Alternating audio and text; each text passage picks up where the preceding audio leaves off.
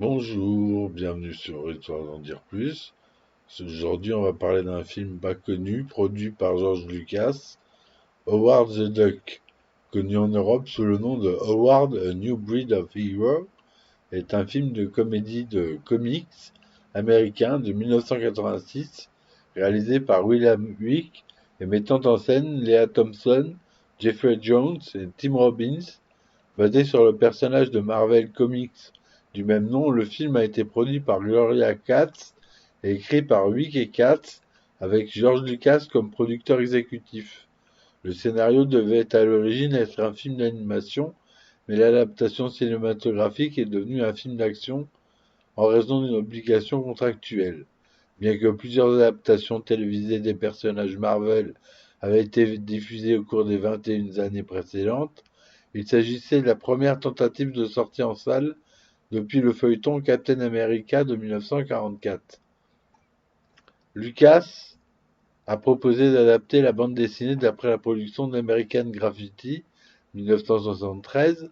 Après de multiples difficultés de production et de réactions mitigées aux sorties des projections test, Howard the Duck sort en salle le 1er août 1986. À sa sortie, le film a été un échec critique et commercial et a été critiqué pour son humour, ses performances, son ton incohérent et l'apparence du personnage titre, bien que les effets et la bande sonore aient majoritairement été loués. Dans les années qui ont suivi, il est donc considéré comme l'un des pires films de tous les temps, mais a également développé un culte. Il a été nommé pour 7 Razzie Awards, il en a remporté 4 et a remporté environ 38 millions de dollars US, 15 millions de dollars sur le marché intérieur par rapport à son budget de 30 à 37 millions de dollars. Donc c'était pas un énorme c'était pas un énorme succès au box-office, mais c'est quand même un bon film. Moi je trouve pas qu'il mérite d'être dans les Razzie Awards. Enfin bon. Donc l'histoire, c'est Howard, le canard, 27 ans, vit sur Duckworld, une planète similaire à la Terre, mais habitée par des canards anthropomorphes et orbitée par des lunes jumelles. Alors qu'il lit Play Duck dans son salon, son fauteuil le propulse soudainement hors de son immeuble et dans l'espace. Howard atterrit finalement sur Terre à Cleveland, dans l'Ohio. À son arrivée, Howard rencontre une femme attaquée par des voyous qu'il bat en utilisant un style unique d'arts martiaux. La femme se présente comme Beverly Switzer et décide d'emmener Howard dans son appartement et de le laisser passer la nuit.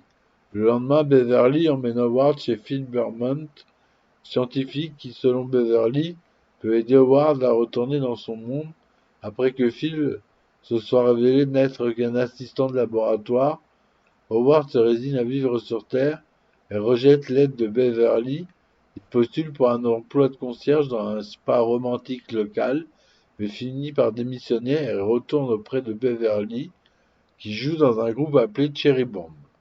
Dans le club où Cherry Bomb se produit, Howard rencontre leur manager et le confronte lorsqu'il insulte un groupe. Une bagarre éclate dans laquelle Howard gagne. Howard rejoint Beverly dans les coulisses après la prestation du groupe et la raccompagne dans son appartement, où Beverly le persuade de devenir le nouveau manager du groupe. Les deux jeunes commencent à flirter, mais ils sont interrompus par Blumberg et deux de ses collègues qui révèlent qu'un spectroscope laser qu'ils inventaient était dirigé vers la planète d'Howard, qui l'a transporté sur Terre lorsqu'il a été activé. Selon leur théorie, Howard peut être envoyé dans son monde par une inversion de ce même processus. À leur arrivée au laboratoire, le spectroscope, le laser, fonctionne mal lors de son activation, ce qui laisse supposer que quelque chose d'autre a été transporté sur Terre. À ce moment-là, le docteur Walter Jennings est possédé par une forme de vie provenant d'une région lointaine de l'espace. Lorsqu'il visite un restaurant, La créature se présente comme un Dark Overlord of the Universe et démontre ses pouvoirs mentaux en développant en détruisant une table, les ustensiles et les condiments. La bagarre s'ensuit lorsqu'un groupe de caméras présents dans un restaurant commence à insulter Howard. Howard est capturé et presque tué par le chef du restaurant, mais le Seigneur des Ténèbres détruit le restaurant et s'échappe avec Beverly. Howard retrouve Phil qui est arrêté par sa présence au laboratoire sans autorisation de sécurité. Après s'être échappé, il découvre un avion ultra léger qu'ils utilisent pour rechercher le Maître des Ténèbres et Beverly. Au laboratoire, le Seigneur des Ténèbres prévoit de transférer un autre de ses semblables dans le corps de Beverly à l'aide de la machine dimensionnelle. Howard et Phil arrivent ensemble et semblent détruire le Dark Overlord à l'aide d'un désintégrateur à neutrons expérimental, mais la créature a tout simplement été expulsée du corps de Jennings et les attaque sous sa véritable forme. Howard tire un désintégrateur à neutrons sur la bête hideuse, l'anéantissant, détruit ensuite le stéthoscope laser, empêchant d'autres seigneurs des ténèbres d'arriver sur Terre, mais ruinant également sa seule chance de retourner sur World. Howard devient alors manager de Beverly, engage Phil comme employé pour sa tournée, se produit avec elle sur scène. George Lucas a quitté la présidence de Lucasfilm pour se consacrer à la production de films, dont Howard the Duck.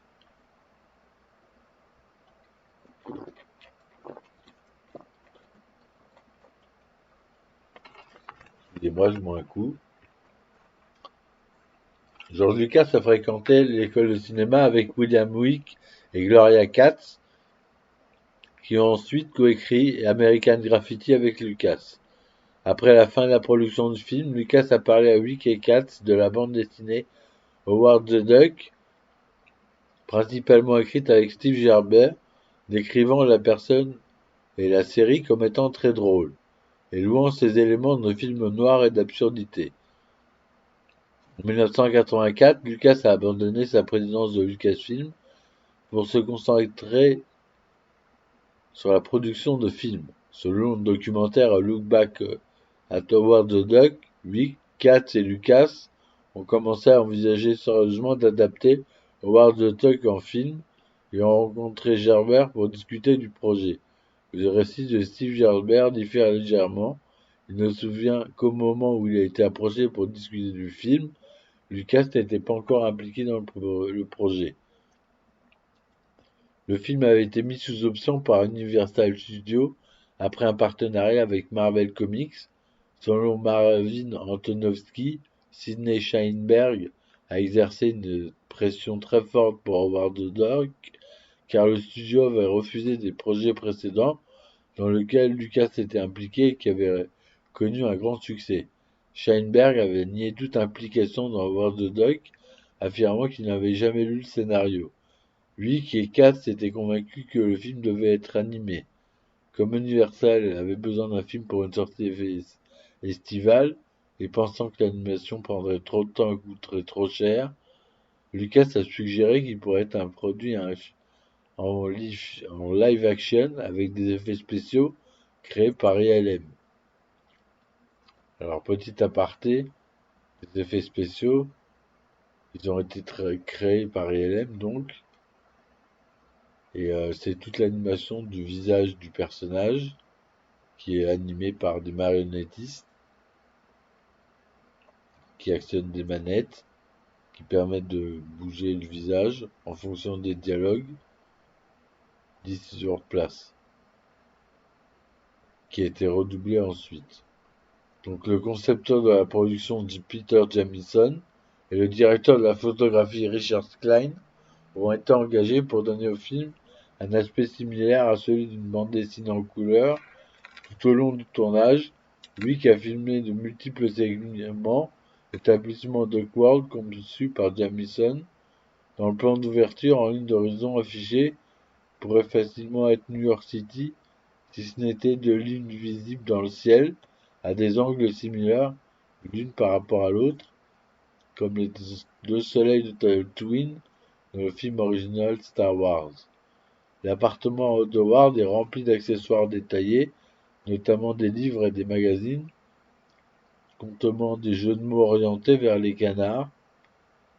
Comme Lucas travaillait souvent avec des acteurs nains, il a pu engager un certain nombre de figurants pour travailler sur ses séquences. La séquence de l'ULM a été difficile à tourner, nécessitant une coordination intense, et les acteurs Tim Robbins et Ed Gales devant piloter l'avion. Le repéreur était perplexe quant au lieu de tournage de la séquence. Après avoir décrit ce qu'elle cherchait, un réparateur de téléphone travaillait dans son bureau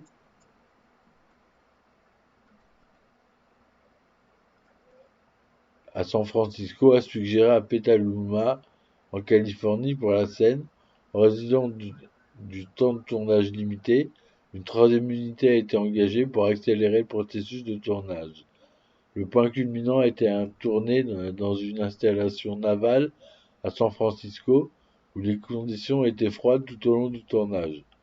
Le film a coûté environ 30 à 36 millions de dollars américains à produire. Bien que l'emploi du temps de Gerbert l'empêche généralement d'être présent durant le tournage, il a choisi de ne pas respecter les chances du premier numéro du Spectre afin de pouvoir assister au dernier jour de tournage. Vic a déclaré les projections tests se sont bien passées et que les gens ont ri, mais Katz a affirmé qu'elles avaient déchiré et les cartes de négatives pour pouvoir dire on a eu 95% à la projection. Wick et Katz ont commencé à développer des idées pour le film. Au début de la production, il a été décidé que la personnalité du personnage serait modifiée par rapport à celle de la bande dessinée, dans laquelle Howard était grossier et odieux. Afin de rendre le personnage plus sympathique, Gerbert a revu le scénario, a offert ses commentaires et ses suggestions. Depuis, Wick et Katz ont rencontré Gerbert pour discuter d'une séquence d'horreur avec laquelle ils avaient des difficultés. Au cours du processus d'écriture du scénario, l'accent était mis sur les effets spéciaux, plutôt que sur la satire et l'histoire.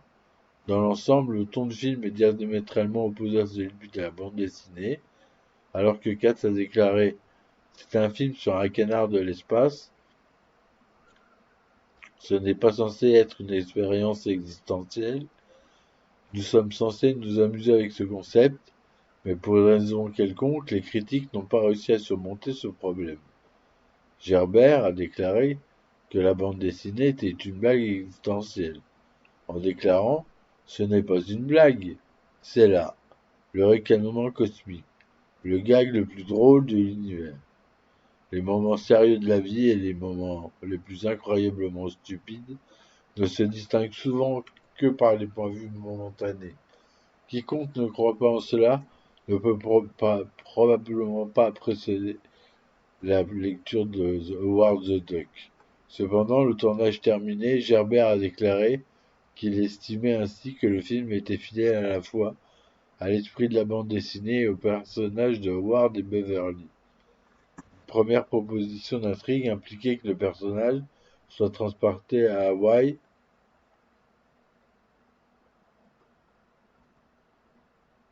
parce que nous pensions qu'il serait assez amusant de tourner là-bas.